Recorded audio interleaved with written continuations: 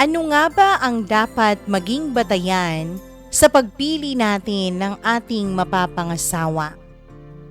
Paano kung ang napili mo ay hindi pala ang tunay na magpapasaya sa'yo? Kaya mo bang panindigan ang naging desisyon mo? O mas pipiliin mong baguhin ang desisyon mo para maging maligaya ang puso mo? Dear Mama Mia, paano ko nga ba sasabihin sa asawa ko na gusto ko nang lumaya mula sa pagkakatali ko sa kanya? Mama Mia, itago niyo na lamang ako sa pangalang Janine. 33 years old at may asawa. 3 years ago ay ikinasal ako sa aking longtime boyfriend na si Ace. Hindi niya tunay na pangalan. Sa totoo lang, Mama Mia, ay sumulat ako sa pagbabakasakaling may maibigay ka pong advice sa aking pinagdadaanan ngayon. Nagpakasal kasi ako kay Ace dahil yun ang naisip kong tamang gawin dahil matagal-tagal na rin ang aming relasyon. Pero nung nagsama na kami sa iisang bubong, ay doon ko napagtanto na hindi pala ito ang gusto ko, Mama Mia. Ngayon ay hindi na ako sigurado sa aking gagawin. Kung ipagpapatuloy ko ba ang pakikisama ko sa kanya o tatapusin ko na ang lahat sa aming dalawa. Mama Mia, upang lubos niyong maunawaan ay hayaan niyo po akong simula ng kwento namin kung paano nagsimula ang love story naming dalawa ni Ace. Una kaming nagkakilala ni Ace sa isang school event taong 2009. Same university kami pero magkaiba kami ng kurso. Mama Mia, nung panahong yun ay kasali ako sa isang beauty pageant sa school. Hindi ko naman talaga hilig yun pero na-pressure lang ako ng aking mga batchmates na maging representative namin. Hindi sa pagmamayabang, Mama Mia, pero may ganda talaga akong taglay. May katangkaran ako at balingkinitan pa ang aking katawan. Strict kasi ang parents ko, lalo na si Mommy. Kaya lumaki talaga akong prim and proper. Mama Mia, open din ang parents ko sa expectations nila sa akin. Kaya siguro lumaki ako na punong-puno ng pressure. Hindi ko din naranasan ang magrebelde dahil takot na takot akong mapariwara tulad ng iba kong kaedad na piniling suwayin ng mga magulang nila. Kaya naman sinunod ko talaga ang lahat ng utos sa akin ng aking mga magulang dahil ayokong magsisi ako sa huli. Mama Mia, ang nagpakilala sa amin ni Ace sa isa't isa ay ang kapatid ng best friend ko. Close kasi ako sa pamilya ng best friend ko. Kaya naman, kilala ako ng kanyang kuya. Mama Mia, magkabarkada daw sila pero ewan ko ba, sa tagal kong pabalik-balik sa bahay nila Macy, ang best friend ko, ay ngayon ko lang nakita si Ace. Aaminin ko, Mama Mia. Unang kita ko pa lang sa kanya ay nakaramdam na ako ng matinding atraksyon. Lalo na nung nag-handshake na kaming dalawa, ay nakaramdam ako ng kuryente na dumaloy sa loob ng katawan ko. Nakikita ko rin sa mga mata ni Ace ang paghanga niya sa akin. Kaya nasisigurado ako na katulad ko ay may naramdaman din siyang atraksyon sa una naming pagkikita. Mama Mia, dahil naka-break lang noon mula sa contest ay agad din po silang pinaalis dahil mag-uumpisa na raw ulit ang program. Inspired ako habang rumarampa sa entablado, lalo na nung makita ko ang mga matang kanina ko lang nasilayan. Mama Mia, parang may magnet ang mga mata naming dalawa. Tanging siya lang ang nakikita ko sa dami ng mga manonood. Hindi man ako pinalad na manalo nung gabing yun ay nakapasok pa rin naman ako sa top 3. Isa pa ay para na din akong nanalo dahil nakilala ko sa gabing yun si Ace. Mama Mia, kasalukuyan akong nag-aayos ng gamit noon habang nag-e-imagine na makikita ko ulit siya. Nung biglang pumasok ang best friend kong si Macy. "Bessie, nakita ko yung tinginan niyo ni Ace ha? Napakalagkit." Natatawang biro nito sa akin. "Anong malagkit? Alam mo ikaw, napakamalisyosa mo. Kakakilala pa nga lang namin eh." Pakunwari ay mahinhin kong sabi sa kanya. "Ay nako, tigilan mo nga ako. Kilala kita, Janine, okay? At dahil love kita, dediretsuhin na kita. Huwag mong pangarapin si Ace, may girlfriend na yon. Si Angeli, yung classmate niya. Balita ko nga matagal na sila. 3 years na yata." Mahaba niyang paliwanag sa akin. Mama Mia, para akong binuhusan ng malamig na tubig sa mga sinabi sa akin ng best friend ko. Yung ini-imagine ko kani-kanina lang ay isa-isang naglaho. Napakadaya naman ng mundo. Makakakilala ka nga ng taong gugustuhin mo, pero yung taong yun pala ay may nagmamay-ari na. Ngumiti na lang ako sa best friend ko sabay sabing, "Ano naman ang pake ko doon? Hindi ko naman type yun, no?" Ang totoo ay sinabi ko lang yun upang wag na niya akong kulitin pa. Dali-dali din akong lumabas pagkatapos kong mag-ayos ng mga gamit ko para umuwi na. Dahil sigurado ako, Mama Mia, na hinahanap na ako ng aking mga magulang. Mama Mia, simula nga noon ay pinigilan ko na ang sarili kong isipin si Ace. Kailangan ko yung gawin dahil masasaktan lang ako kung hahayaan ko ang aking sariling mahulog sa kanya. Pero Mama Mia, iba pala talaga ang tadhana kung siya ang magplano. Dahil 3 araw matapos naming magkakilala ay muli na naman kaming nagkita. Nung time na yon ay hindi na niya pinalampas pa ang pagkakataon at agad niyang kinuha ang cellphone number ko. Ewan ko ba, Mama Mia, nawala na naman ako sa sarili ko at agad ko na namang binigay sa kanya ang hinihingi niya. At dahil nga doon ay naging mas madalas ang komunikasyon naming dalawa. Text and call ang ginagawa namin. Lalo pa at nasa kabilang building ang room nila, kaya mahirap talagang magkita kaming dalawa. Hindi rin nagkakatugma ang mga schedules namin. Kaya hanggang sa tawag at text lang kami. Mama Mia, alam ko naman na dapat ko nang ihinto ang kabaliwan kong ito kay Ace dahil may girlfriend na nga siya. Pero hindi ko maintindihan kung bakit hindi ko magawang pigilan ang sarili ko. Alam ko nung time na yun na mahal ko na siya. Kaya nga nung nagsabi siya sa akin na manliligaw siya ay pumayag pa rin ako kahit may alam ako tungkol sa kanyang girlfriend. Ang sabi ni Ace, Mama Mia, ay sila pa rin naman daw nung girlfriend niya pero nagkakalabuan na raw silang dalawa. Actually, matagal na raw siyang walang feeling sa girlfriend niya. Ilang beses na din daw niyang sinubukang makipaghiwalay dito pero laging nagmamakaawa sa kanya yung babae na wag muna. Nadadahan-dahanin daw muna nila. Hindi pa raw handa yung babae. At ang isa pa daw, Mama Mia, na dahilan kung bakit hindi makaalis-alis si Ace sa kanya ay laging sinasabi ng babae na wala pa rin naman daw bagong nililigawan si Ace. Kaya ayos lang kung maging silang dalawa pa rin kahit sa mata na lang ng ibang tao. Pero nung dumating daw ako sa buhay niya, Mama Mia, ay naging buo na raw ang desisyon niya na makipaghiwalay sa kanyang girlfriend.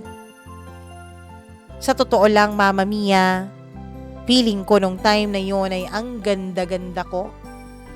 Alam kong mali. Alam kong hindi ka dapat magsaya dahil may ibang nasasaktan. Pero masisisi mo ba ako, Mama Mia, kung gano'n ang maramdaman ko dahil alam kong mahal din ako ng taong minamahal ko? Mama Mia, nagmamahal lang ako. Kaya alam ko kung sino man ang nakaranas dito na nagmahal ay maiintindihan ang nararamdaman ko. At naniniwala din naman ako kay Ace na hihiwalayan na rin niya ang girlfriend niya. Pero gaya nung mga unang beses na nakipaghiwalay si Ace ay hindi pa rin pumayag yung babae. Sa katunayan nga ay sinugod pa niya ako at sinabihan niya akong malandi. Pero syempre hindi ako nagpatalo. Alam ko kasi na may edge ako, Mama Mia, dahil ako na ang mahal ni Ace. Sinabihan ko siya na bumitaw na sa ilusyon niya dahil ang katotohanan ay matagal nang walang gusto sa kanya si Ace. Kahit hindi pa man ako dumating sa buhay nila. Muntikan na nga kaming magkasakitan ng pisikal, buti na lang at dumating si Ace. Pinahiya niya ang babae at sa harap ko mismo ay binanggit niya ang pakikipaghiwalay dito. Mama Mia, ang buong akala ko ay maiintindihan na ng babaeng yun na ayaw na talaga ni Ace sa kanya. Ang buong akala ko ay hihinto na siya sa pagsugod sa akin, pero dumating ang isang araw na pinuntahan niya ulit ako. Pero kung dati ay naninigaw siya, ngayon ay hindi na. Para siyang isang maamong tupa na nagmamakaawa sa akin. Ako na lang daw ang umalis sa buhay ni Ace. Pero hindi ako pumayag, Mama Mia. At sinabi ko din kay Ace ang nangyari. Hindi ko alam kung paano niya inayos o kung paano niya kinausap yung babae. Pero tumigil na yung ex niya sa pagpunta-punta sa building namin. Mama Mia, nagpatuloy nga ang ligawan naming dalawa ni Ace. At para hindi niya isiping easy to get akong klaseng babae, ay pinatagal ko ng 3 buwan ang panliligaw niya sa akin. Mabuti na nga lang at hindi naman na ako pinagbabawalan ng mga magulang ko sa pakikipag-boyfriend. Basta ba alam ko raw kung ano ang limitasyon ko. Pero Mama Mia, nung mga oras na yon ay nag-uumapaw ang aking pagmamahal kay Ace. Kaya nung first anniversary namin, ay binigay ko na ang sarili ko sa kanya. Walang kaide-ideya ang mga magulang ko na may nangyayari na sa aming dalawa ni Ace. Dahil araw-araw ay doon pa rin naman ako umuuwi sa bahay namin. Sinisigurado lang talaga namin ni Ace, Mama Mia, na kung magtatalik kaming dalawa ay safe ako. At para may extra protection, gumagamit pa kaming dalawa ng condom. Mama Mia, yung mga nangyayari sa amin ni Ace ay pawang short time lang. Kailanman ay hindi namin naranasan ng matulog na magkatabi. Ayoko kasi napagdudahan din ako ng aking mga magulang. Dahil kahit kilala na nila si Ace, ay paulit-ulit pa din nilang sinasabi sa akin na sana ay alam ko raw ang aking limitasyon at sana ay respetuhin ko raw ang aking pagkababae. Bawal pa akong pumasok sa sex. Ang sex ay para lang daw doon sa mga mag-asawa na pinag-isa na ng Diyos sa pamamagitan ng kasal. Hindi ko nga maiisip, Mama Mia, na dahil sa pag-ibig ay matututo akong magsinungaling sa mga magulang ko at mawala rin yung pagiging prim and proper lady ko. Aaminin ko sa iyo, Mama Mia, kahit nung mga panahon na may nangyayari na sa amin ni Ace, ay may agam-agam pa rin akong nararamdaman tungkol sa kanya. Naiisip ko kasi na paano kung gagawin din sa akin ni Ace yung ginawa niya sa ex-girlfriend niya. Paano kung darating ang araw na mawala na lang bigla ang pagmamahal niya sa akin at magkakagusto din siya sa iba? Hindi ko nga napigilan ang sarili ko at nasabi ko yan kay Ace. Agad naman po siyang sumagot na malabong mangyari yon. Dahil alam daw niya sa sarili niya na ako ang babaeng pipiliin niya na makasama sa panghabang buhay. Na ako ang babaeng pakakasalan niya. Ako lang daw ang nakikita niyang magiging ina ng kanyang mga anak. Mama Mia, bilang babaeng in love, ay kinilig ako sa mga sinabi niyang yun. Kaya nga itinanim ko sa isip ko na balang araw ay magpapakasal kaming dalawa ni Ace. Naging matibay naman ang relasyon namin ni Ace, Mama Mia. Hanggang sa makagraduate na kami dalawa at kapwa na nakahanap ng kanya-kanyang trabaho. Mama Mia, sa ikalimang taon namin bilang magnobyo ay nagbiruan pa kami na kapag malampasan namin ang sinasabi nilang 7-year itch, ay yun na ang sign na kami talaga ang itinadhana sa habang buhay. Sobrang saya nga naming dalawa nung umabot kami ng 8 taon na hindi man lang kami nanlalamig sa isa't isa.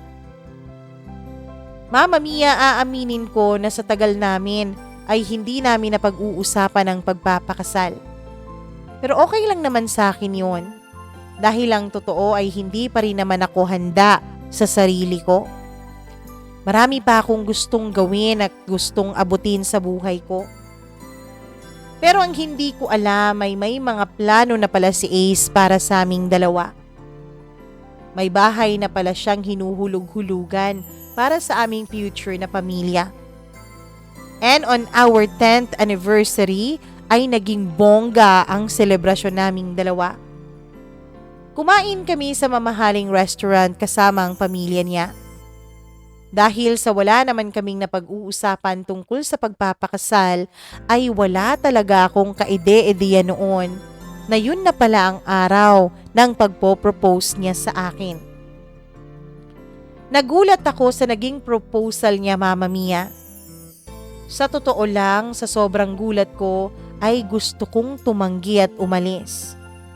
Pero hindi ko kayang ipahiya siya sa harap ng maraming tao, lalong-lalo na sa harap ng aming pamilya. Oo, Mama Mia. Napilitan lang akong sumang-ayon sa proposal niya para wag siyang mapahiya sa ibang tao. Inisip ko na lang na siguro naman ay hindi agad-agad ang aming pagpapakasal. Dahil alam ko, Mama Mia, na hindi naman biro ang gastusin sa pagpapakasal, kaya kailangan pa namin yung pag-ipunan ng husto. At isa pa, Mama Mia, hindi naman siguro ako magsisisi sa pagpayag kong magpakasal kay Ace dahil alam ko naman sa sarili ko na mahal ko siya. Pero muli na naman akong nagkamali ng akala. Dahil matapos ang proposal ay ang mga pamilya naman namin ang nagbibigay ng pressure sa aming dalawa upang maganap na ang pagpapakasal. Hindi na daw kasi sila bumabata at gusto pa nilang maabutan ang mga magiging anak naming dalawa ni Ace.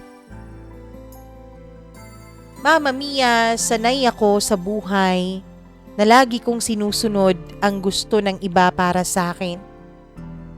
Pero mahirap din palang mabuhay na maging ganon, na maging sunod-sunuran na lang. Dahil sa pressure, napilitan kaming dalawa ni Ace na mas paagahin ang aming kasal. Dahilan upang yun ang pag-umpisahan ng aming mga away. Mama Mia, naging mainitin ang ulo ko. Napapadalas ang aming pagtatalo, lalo na sa pag-aasikaso namin ng aming kasal. Kung ang ibang ikinakasal ay excited sa paghahanda, ako naman, Mama Mia, ay para akong namatayan. Natatandaan ko pa na sinabi ko kay Ace noon kung bakit nagdedesisyon siya na magpakasal kahit hindi naman namin pa napag-usapan ang bagay na yon. Naiinis ako kasi alam ko, Mama Mia, na hindi pa kami ready financially. Pero nabigla ako sa sinabi niya. Alam mo ba, love? Akala mo ba hindi ko to pinaghandaan? Na wala akong kaplano-plano? Alam mo ba na handa na yung magiging bahay nating dalawa? At isa pa, may mga savings na naman tayo. May trabaho. Kaya alam kong kakayanin natin ang magpakasal. Mama Mia, kung ibang babae yun ay siguro magiging kilig na kilig at tuwang-tuwa sa sinabing may sarili na silang bahay pagkatapos nilang ikasal. Pero iba ako. Despite sa mga sinabi niya, ay hindi pa rin talaga ako kampante na ituloy ang pagpapakasal ko sa kanya. Pero sa kabila ng agam-agam ko, ay naging masaya naman ako sa araw ng kasal namin. Naluha pa nga ako habang nagpapalitan kaming dalawa ng aming mga wedding vows.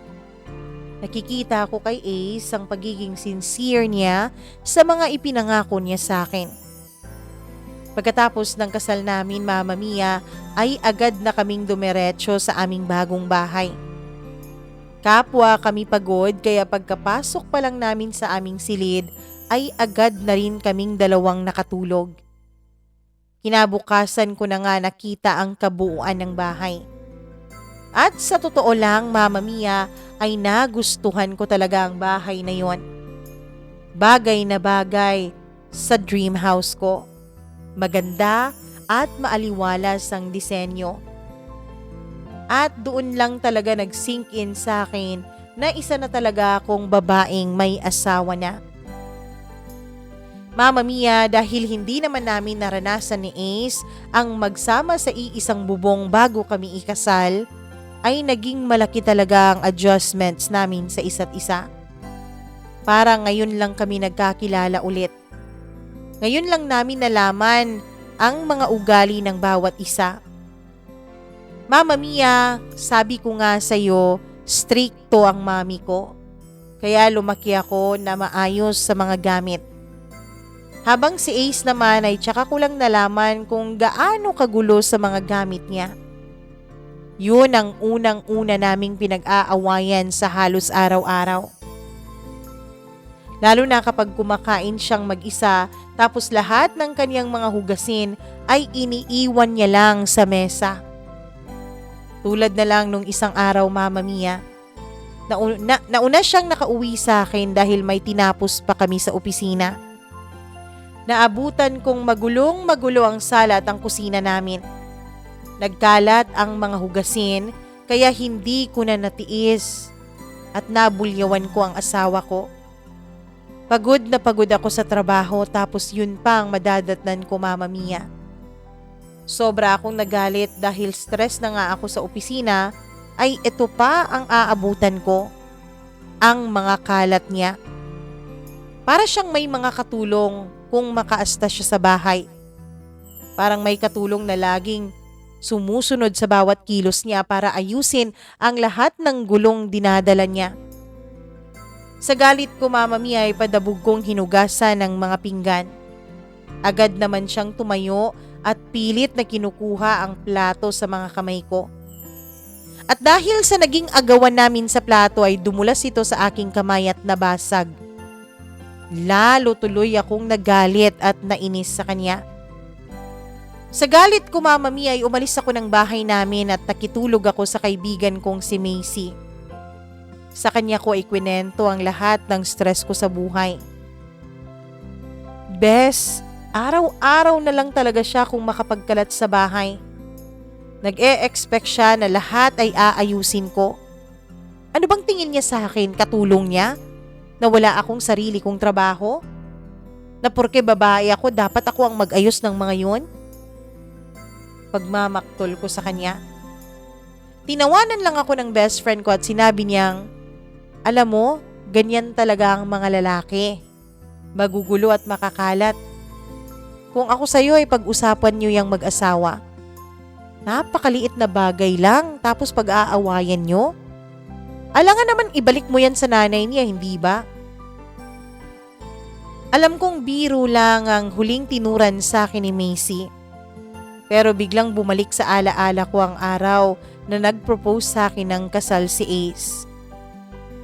Mama Mia, napuno ng pagsisisi ang aking isipan. Sana pala ay nanindigan ako sa nararamdaman ko noon. Sana pala humindi ako sa proposal niya. Hindi sana ay maayos pa akong nakatira sa parents ko ngayon. Oo, Mama Mia. Ayoko mang gawin pero yun ang nararamdaman ko. Nagsisisi ako kung bakit ako pumayag sa alok na kasal ni Ace sa akin. Hindi sa hindi ko na siya mahal. Sadyang ngayon ko lang talaga naintindihan na hindi lang naman talaga pagmamahal ang kailangan para magtagal ang isang relasyon, lalong-lalo na ang kasal.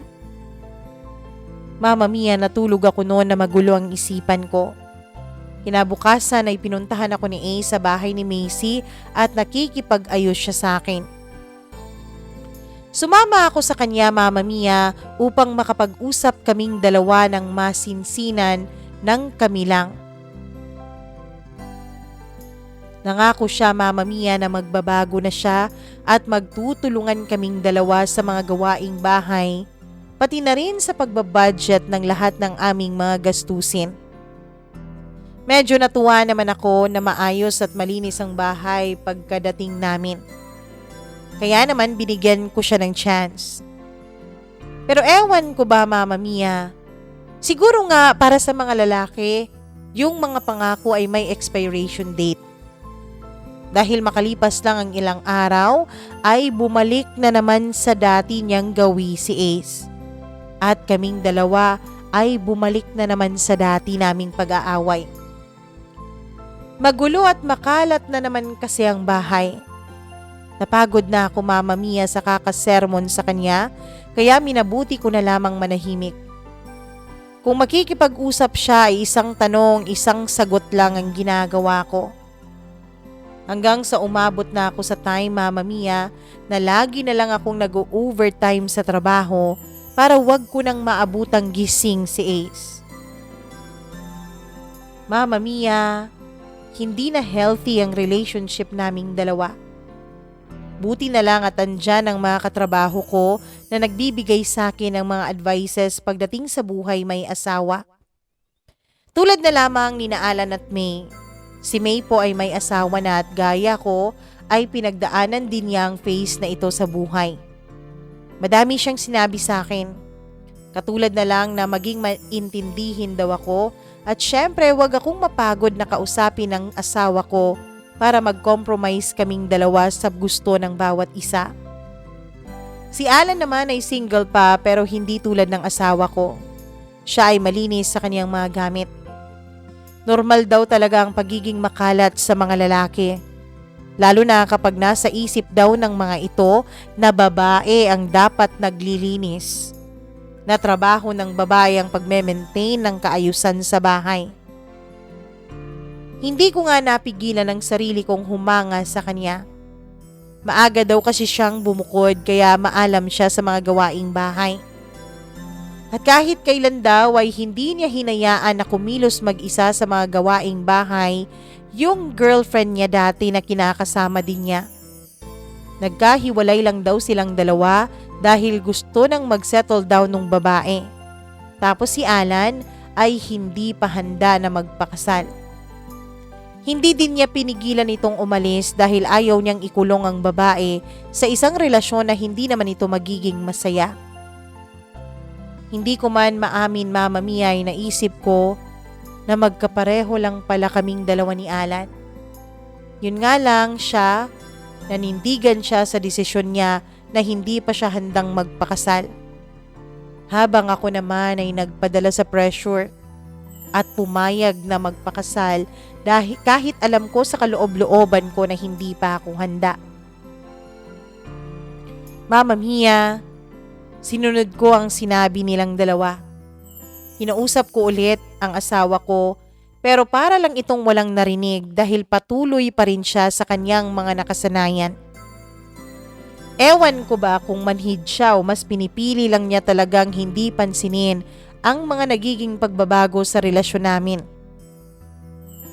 Mama Mia, kahit bago pa lang kaming magkasama, pakiramdam ko ay umaabot na kami ng stress dahil umaabot na kami ng ilang taon dahil sa dami ng stress na dala ng aming pagsasama. Mama Mia, hindi ko alam kung paano nagsimula. Pero naging consistent na si Alan ang naging tagapakinig ng mga hinaing ko sa buhay, lalong-lalo na ng mga hinaing ko tungkol sa asawa ko. Siya din yung nandyan para pagaanin ang nararamdaman ko. Biniro pa nga niya ako na dapat ay hindi ako nagstay sa iisang lalaki Tapos nagpakasal pa agad-agad. Dapat daw ay nag-explore muna ako o di naman kaya ay dapat nakipag-live-in muna ako kay Ace nang sa ganun ay malaman namin ang tunay na ugali ng bawat isa. Tsaka mo lang daw kasi lubusang makikilala ang isang tao kung ito ay makakasama mo sa iisang bubong 24/7 ng ilang taon. Alam ko naman na pinapagaan niya lang ang nararamdaman ko, kaya nagbiro na rin ako sa kanya, Mama Mia, na dapat pala ay tumikim muna ako ng iba pang putahe.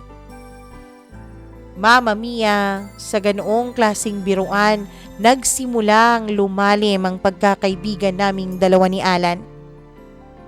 Ayoko mang aminin pero ang dating kasiyahan na nararamdaman ko kay Ace, ngayon ay kay Alan ko na nakikita at nararamdaman. Noong una, Mama Mia, ang alam ko, magkaibigan lang talaga kaming dalawa ni Alan at walang halong mali siya yon. Hindi din naman kami lumalabas ng kami-kami lang. Pero nung dumating ang panahon na kahit wala naman talaga akong gagawin sa office, ay pinipili ko pa rin mag-overtime dahil nandyan siya. Doon ko na unti-unting napagtanto na hindi lang pala pagkakaibigan ang tingin ko kay Alan. Alam kong mali, pero wala lang din naman sa asawa ko na late akong nakakauwi. At least sa office namin ay may isang taong tunay na nagmamalasakit sa akin. May isang taong tunay na nakaka-appreciate sa akin. Mama Mia, wala pa naman kaming ginagawang masama ni Alan. Pero pakiramdam ko noon ay nagtataksil na ako sa asawa ko. At sa maniwala kayo sa hindi, ay sinubukan kong kausapin ulit si Ace tungkol sa relasyon naming dalawa. At gaya din nung mga una naming pag-uusap, ay isang araw lang niya ginagawa ang mga pangako niya. Tapos sa susunod na araw ay wala na naman. Nakalimutan na naman niya. Mama Mia, lagi niyang idinadahilan sa akin na pagod daw siya sa trabaho. At dun ako lalong naiinis. Dahil bakit pagod lang niya ang kinukwenta niya? Ako din naman nagtatrabaho rin. Pagod din naman ako sa trabaho ko. Hanggang sa sumuko na lang ako, Mama Mia, sa pakikipag-usap ko sa kanya. Umabot ako sa desisyon na hahayaan ko na lang siya sa mga gusto niyang gawin sa buhay niya. May nangyayari pa rin naman sa aming dalawa ng asawa ko. Pero feeling ko, Mama Mia, ay pampalipas init lang ng katawan ng mga yun. Hindi na making love. Pagkatapos niyang makaraos ay pupwesto na ito sa corner ng bed namin at matutulog. Kung hindi naman ay magsi-cellphone. Alam mo, Mama Mia, sa totoo lang, kung wala si Alan na nakakausap ko, siguro ay mababaliw na ako sa sobrang stress ko sa buhay ko. Mama Mia, alam ko again na hindi tama. Pero ipinagpatuloy ko ang pakikipag-close ko kay Alan. Ayoko din kasing bigla na lang umiwas sa kanya dahil wala naman akong maibigay sa kanya na magandang dahilan. Hindi ko nga alam kung nararamdaman din niya sa akin yung nararamdaman ko sa kanya. Hanggang sa isang araw ay niyaya kami ni Alan na pumunta sa bahay niya upang i-celebrate ang kanyang birthday. Tumawag ako kay Ace noon para magpaalam pero kinancel niya ang tawag dahil nasa trabaho pa raw siya. Kaya tinext ko na lang siya para i-inform siya na late na akong makakauwi. Mama Mia, sa totoo lang ay nasasaktan pa rin ako sa pambabaliwala sa akin ni Ace. Kaya nga nung nagsimula ang party ay hindi ko na pinigilan ang sarili kong uminom ng alak. Nangako naman si Alan sa akin na ihahatid niya ako pauwi sa aming bahay. Kaming mga walang sasakyan. Kaya naman nagpakalasing ako, Mama Mia, at hindi ko na namalayan na isa-isa na palang nagsiuwian ng mga kasamahan namin. Medyo lasing na talaga ako pero alam ko pa din ang ginagawa ko. Hinatid ako ni Alan at habang nasa daan kami, Mama Mia, ay kung ano-ano na lang ang aming napag-uusapan. Hanggang sa umabot kaming dalawa sa usapang sexual. Mama Mia, ewan ko ba kung dahil sa espiritu ng alak o dahil sa naging usapan naming dalawa ni Alan. Pero unti-unti kong nararamdaman ang init ng aking katawan. At nang nasa labas na kami ng bahay, Mama Mia, pagtingin ko ay madilim pa rin sa bahay namin at hindi ko pa rin nakikita ang kotse ni Ace. Kaya sigurado ako na wala pa sa bahay namin ang asawa ko. Nagpaalam na ako kay Alan nang makaalis na rin siya. Akmang lalabas na ako sa kotse niya pero bigla niya akong hinila, Mama Mia. At mas dumoble ang pagkabigla ko nung hinalikan ako ni Alan. Ilang segundo din akong hindi nakakilos dahil sa sobrang gulat. Pero nung mahimasmasan ako, Mama Mia, ay agad ko siyang itinulak palayo. Malakas siya, Mama Mia. Kaya nung hilahin niya ako pabalik sa kanya ay wala akong nagawa. Hinalikan niya ako nung una. Nung una ay medyo marahas pa ang halik niya. Pero unti-unti iyong nagiging mahinahon. Ewan ko kung dala ng aking kalasingan pero hindi ko na rin napigilan ang sarili kong sagutin at tugunan ang mga maiinit na halik sa akin ni Alan. Ilang minuto din kami sa ganoong posisyon, Mama Mia, bago naghiwalay ang aming mga labi. Dali-dali akong lumabas ng kotse niya at pumasok sa loob ng bahay. Bakit ko yun nagawa? Bakit ko hinayaang halikan ako ni Alan? Yun ang mga tanong na umiikot sa isipan ko. Sumakit ang ulo ko kinabukasan, dala na rin siguro ng sobrang hangover. Kaya pinili kong umabsent na lang. Tulog pa rin ang asawa ko sa tabi ko kaya minabuti kong maghanda na ng almusal. Habang naghahanda ako ay paulit-ulit pa rin pumapasok sa isipan ko ang halik na pinagsaluhan naming dalawa ni Alan. Kaya nung magising si Ace ay hindi ko napigilan ang sarili kong haggan siya. Gusto kong may mangyari sa aming dalawa dahil gusto kong matabunan ang alaala ng halikan naming dalawa ni Alan. Mama Mia, kahit nga may nangyari na sa amin ni Ace ng umagang yun, ay hindi ko pa rin makalimutan ang halik ni Alan. Para itong sirang plaka na paulit-ulit lang na tumutugtog sa aking isipan. Kaya naman kinailangan kong umabsent ng 2 araw para lang maikalma ang aking sarili at ang aking nararamdaman.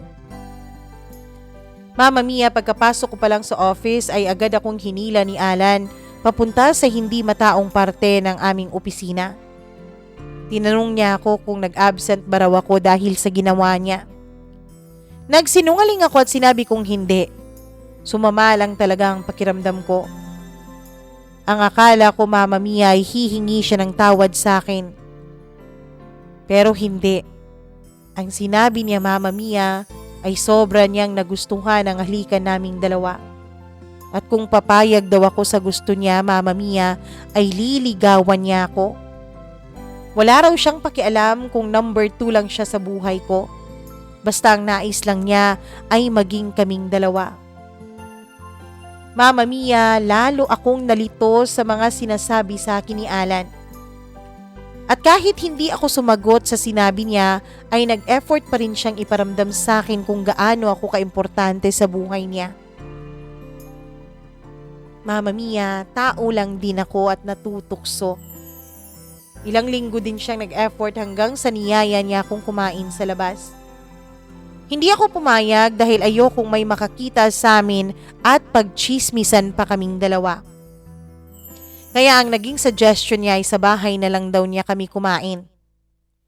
Alam kong posibleng mangyari ang hindi dapat mangyari kapag doon kaming dalawa. Pero Mama Mia, mas nanaig ang excitement ko na malaman kung ano ang mga kayang gawin ni Alan sa akin. Kaya pumayag pa rin ako. At tulad nga ng nasa isip ko, kumain kami at pagkatapos ay nag-sex kaming dalawa ni Alan. Kakaibang nangyari sa amin. Hindi naman yun pagmamahal pero ramdam kong ibang-iba. Hindi ako natulog doon, Mama Mia. Umuwi ako ng bahay namin sakay sa isang taxi. At Mama Mia, simula nga noon ay halos paulit-ulit na may nangyayari sa aming dalawa ni Alan. Doon sa bahay niya ay nararamdaman kong mahalaga ako. Nararamdaman ko ang gusto kong maramdaman sa pagsasama naming dalawa ng asawa kong si Ace. Magkatuwang kami ni Alan sa paghahanda ng mesa, pati na rin sa pagliligpit nito pagkatapos naming kumain. At doon na talaga pumasok, Mama Mia, ang pagsisisi ko kung bakit ba ako pumayag na magpakasal kay Ace. Ngayon ay hindi ko na alam ang gagawin ko. Sinusubukan ko na ding makipaghiwalay kay Ace pero hindi siya pumapayag. Humihingi siya ng second chance sa aming dalawa. Nalaman na rin ng mga magulang namin ang plano kong pakikipaghiwalay sa kanya kaya pumapagitna sila sa aming dalawa ni Ace. Mama Mia, pinapressure nila ako na subukan daw namin ulit. At bilang paggalang sa mga magulang ko, ay hindi ko muna hiniwalayan si Ace, Mama Mia, at si Alan ang isinakripisyo ko. Umalis na rin ako sa kumpanya para tuluyan ng maputol ang ugnayan naming dalawa ni Alan. Alam kong tulad ko ay nasaktan ko rin si Alan, pero ayoko rin siyang itali sa akin, Mama Mia. Dahil hindi rin siya magiging masaya sa isang babaeng nakatali na sa iba.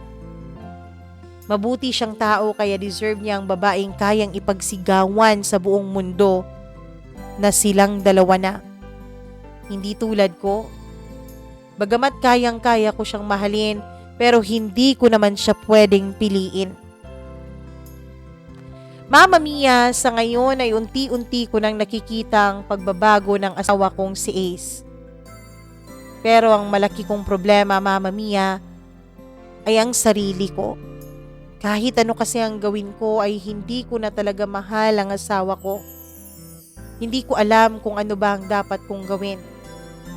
Kapag makikipaghiwalay na naman ako sa kanya ay alam ko na pipigilan naman ito ng mga magulang namin. Alam ko din naman na kahit maghiwalay kami ay kasal pa rin kami sa mata ng Diyos at sa mata ng batas. Kaya hindi pa rin ako magiging malaya ulit na gawin ang mga bagay na magpapasaya sa akin. Mama Mia, ano ba ang dapat kong gawin? Papaano ko ba paninindigan ang tunay kong nararamdaman? Lubos na nagpapasalamat, Janine.